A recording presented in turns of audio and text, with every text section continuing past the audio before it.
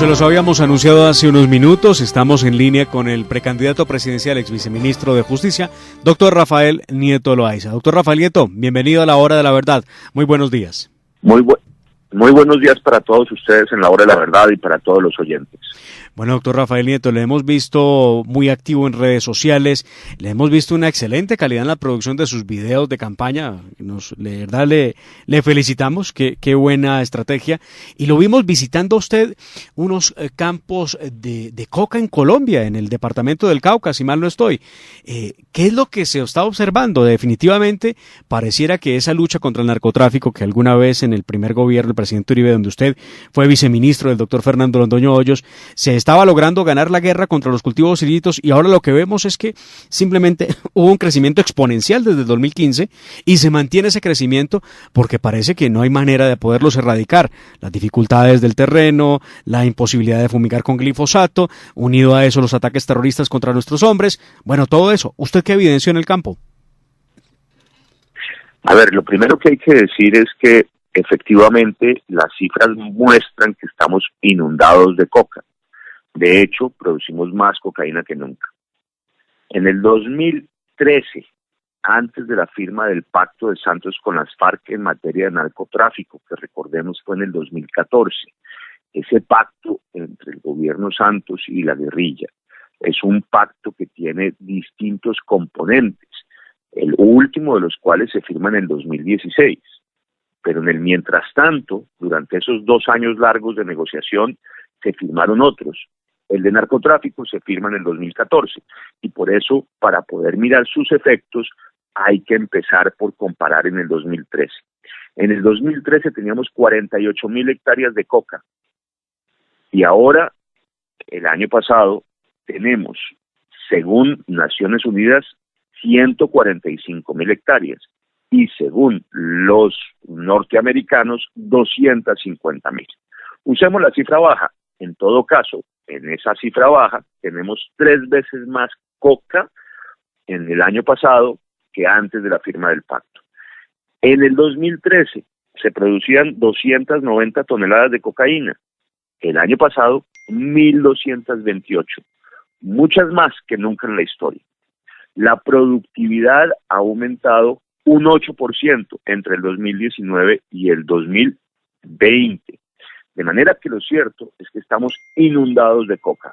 Agreguemos además que en los municipios del Programa Nacional de Sustitución de Cultivos, la tasa de homicidios es 260% superior al promedio nacional. Es decir, tenemos una concentración de violencia homicida en esas zonas donde hay coca. Hay que decir adicionalmente que la ANLA ya produjo el informe que se necesitaba para cumplir con los requisitos que había establecido la Corte Constitucional y que ese informe está en Casa de Nariño y que sin embargo en Casa de Nariño no dan todavía la autorización política para poder retornar a la aspersión aérea con glifosato. Así las cosas, el problema es ciertamente de enorme magnitud, porque el narcotráfico es el motor del conflicto armado y la gasolina de los grupos armados violentos, y por eso es que a la par que aumentan los narcocultivos y sobre todo la producción de cocaína, lo que tenemos también es un aumento en la tasa de homicidios en todo el país. Y si en el 2015, antes de la firma del pacto de Santos con las FARC, en Colombia había 11,535 homicidios, este año en junio llevábamos ya 6,220.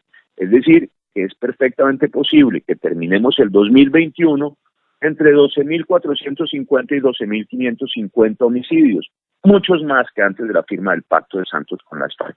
Lo que quiero resaltar es, tenemos mucha más cocaína, esa cocaína alimenta a los grupos armados ilegales, además somos un país ahora consumidor, las bandas delincuenciales dedicadas al tráfico, al microtráfico, disputan el control por los nuevos consumidores y todo ello se ha traducido en que tengamos más homicidios que antes.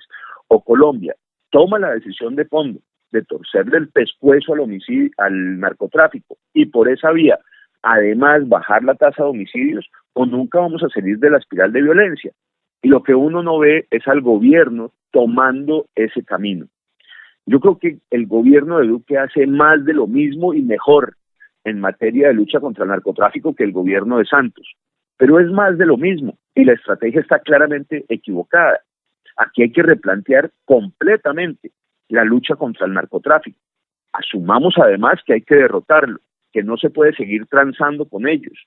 Empecemos además por reconocer también que sin aspersión aérea con glifosato no vamos a ningún lado, y reconozcamos que ese camino del programa de sustitución de cultivos fracasó, y fracasó de manera rotunda. Para el año pasado, ese programa de sustitución de cultivos tenía 1.3 billones de pesos, 1.3 millones de pesos, y solo se erradicaron de manera manual y voluntaria 702 hectáreas. Hagan ustedes el cálculo de cuánto nos costó cada una de esas hectáreas erradicada manual y voluntariamente. Eso no puede seguir así, es un desperdicio terrible de recursos, es un fracaso absoluto, y además tendríamos que también reconocer que estamos incluso incentivando nuevos cultivos. Explico por qué. La columna vertebral de ese programa de sustitución de cultivos son unas transferencias monetarias que le hace el Estado a los campesinos que cultivan coca para que con base en esas transferencias erradiquen manual y voluntariamente los cultivos que ellos tienen. ¿Qué es lo que ocurre con el sistema? Que el campesino de al lado, ese que siempre ha sembrado legal, el que siembra yuca, café, plátano, papa, a ese el Estado no le da nada, nunca. Y en cambio, al de al lado, el que siembra coca, a ese sí le dan unas transferencias monetarias. ¿Qué es lo que hace el que recibe la transferencia monetaria cultivador de coca? Erradica acá, eventualmente, y vuelve y siembra 500 metros más adentro. Y mientras tanto, el campesino de al lado dice, yo lo que soy es un pendejo, a mí no me dan nada, si yo me paso a la ilegalidad, voy a recibir esas transferencias, y se pasa a sembrar coca. Y eso es lo que explica en buena parte el crecimiento de los cultivos ilícitos en el país. De manera que tenemos que cambiar ese sistema. No podemos seguir beneficiando al campesino que siembra coca por encima del que nunca ha violado la ley. Hagamos unos proyectos productivos que beneficien a toda la región donde hay narcocultivos, sin distinguir el campesino que siembra ilícito y el que siembra legal, que los beneficie a todos, sin transferencias monetarias directas para los que siembran coca. Así podemos beneficiar a la región como un todo y desincentivar el cultivo de coca. Y reconozcamos además que sin aspersión aérea no vamos a progresar. Y por último, entendamos que se requieren militares y policías, es muy importante, pero no basta con eso. Necesitamos presencia integral del Estado, justicia, vías terciarias, educación, salud, conectividad digital.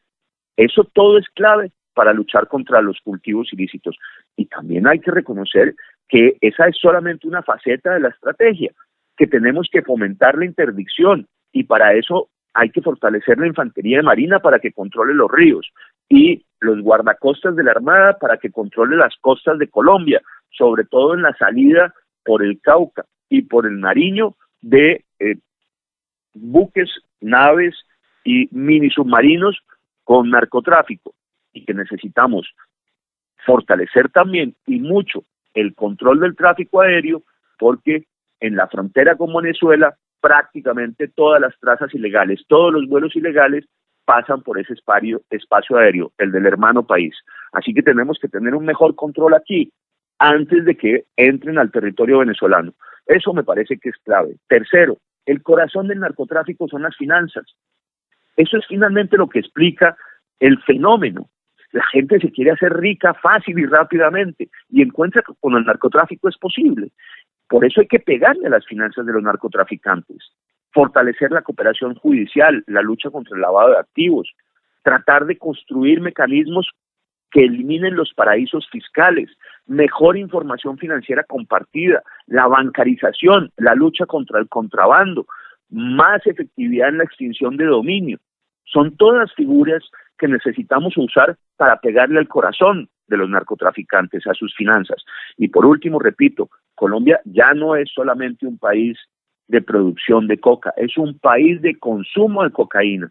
Entre el 2013 y el 2017 se dobló el consumo de cocaína en Colombia. El 69% de los nuevos consumidores se convierten en habituales o adictos, y eso nos está generando un enorme problema de salud pública que hay que tratar como tal. Y finalmente, si no logramos hacer una gran campaña de prevención, que no existe, el Ministerio de Salud Pública, reconozcámoslo, lo hace muy bien en materia de COVID, pero en materia de prevención de uso de drogas no se ve nada de nada. Si no hacemos esa campaña pedagógica, esa campaña de prevención, seguirá aumentando el consumo. Y aumentando el consumo, aumenta la demanda. Y si aumenta la demanda, hay más estímulos para la producción de cocaína y más ingresos para los narcotraficantes. Aquí hay que reconocer que lo que plantearon Santos y las FARC, lo que llamaron el nuevo paradigma, el nuevo enfoque histórico, es un desastre, es un fracaso absoluto y rotundo, y que hay que replantearse de manera integral la estrategia si queremos triunfar en esta lucha y además, y es fundamental, ponerle fin al conflicto y a este crecimiento excesivo en materia de violencia homicida en Colombia. Ese tiene que ser el próximo gobierno, ese es mi compromiso. Doctor Nieto, muy buenos días y como siempre un placer tenerlo aquí en la hora de la verdad. Sin lugar a dudas es una deuda que nos deja el gobierno Duque la lucha contra el narcotráfico, pero quería cambiarle de tercio porque lo vimos muy activo y también al Centro Democrático y en especial al presidente Uribe en la ciudad de Medellín, en su 7º foro con los jóvenes. Prácticamente se hizo simultáneamente, o pues fue la razón o el motivo de este evento, la convención de los jóvenes. Cuéntenos, ¿cómo le fue? ¿Cómo vio a su partido? ¿Cómo vio al presidente? La verdad es que este foro fue extraordinario. El montaje era como el de los mejores en Estados Unidos del Partido Republicano o del Partido Demócrata. Yo quedé francamente sorprendido. La tarima, el escenario, el manejo de las luces, el hecho de que hubiera un escenario central rodeado de jóvenes que además venían de todo el país, muchos de los cuales gastaron horas en buses para poder llegar a Medellín, me pareció, lo digo con franqueza, extraordinario y el mejor que he visto en el partido, y me atrevo a pensar que en Colombia. Era verdaderamente estimulante, además, no solamente por el escenario, sino, repito, por el entusiasmo y la cantidad de jóvenes que se acercaron a Medellín a este congreso. A mí, creo, me fue bien. Yo, ustedes lo saben, no tengo ni una gota de populismo, soy muy cuidadoso en las cosas que afirmo. Creo que los ciudadanos todos, y los jóvenes en particular, están hartos de que les prometan lo que después no se cumple. Yo no estoy dispuesto a decir cosas que suenen dulce a los oídos, pero que no se puedan cumplir. Yo no echo carreta, soy políticamente incorrecto. Yo digo lo que pienso y hago lo que digo y propongo soluciones concretas. Eso a veces no entusiasma a la gente, que le gusta que le calienten el oído, pero yo creo que es la única manera seria de hacer política y la única que no defrauda a los jóvenes colombianos, que además están en una circunstancia que tenemos que resaltar. La tasa de desempleo juvenil es entre 8 y 10 puntos, dependiendo el mes de medición, por encima de la tasa de desempleo promedio en Colombia. Es decir, el problema de desempleo se ceba, es especialmente agudo con nuestros jóvenes, que la sufren mucho más que el resto de los colombianos. Y por el otro lado, entre ese desempleo juvenil, y hay que decirlo abiertamente, las más perjudicadas son las mujeres jóvenes, que tienen entre un 80 y un 100% más de desempleo que los muchachos varones de su misma edad. Así que tenemos una seria dificultad con los jóvenes en materia de empleo y en particular con las mujeres jóvenes. Ahí hay que trabajar de fondo. Los jóvenes colombianos no quieren más subsidios, más ayudas, más alivios, más auxilios del Estado. No quieren depender de un burócrata, no quieren no depender de sí mismos. Lo que desean es exactamente lo contrario, que su futuro esté en sus manos. Y por eso lo que piden es educación de calidad, oportunidades de empleo y facilitarles el emprendimiento. Y hacia allá tiene que trabajar el nuevo gobierno. Hago énfasis especial en la educación de calidad. La de Colombia es pésima, la privada muy mala, con algunas contadas excepciones. Hay, por supuesto, colegios y universidades en Colombia que son capaces de competir con los mejores colegios y universidades en Estados Unidos y en Europa. Pero la inmensa mayoría de la educación pública y privada en Colombia es de muy mala calidad, de pésima calidad.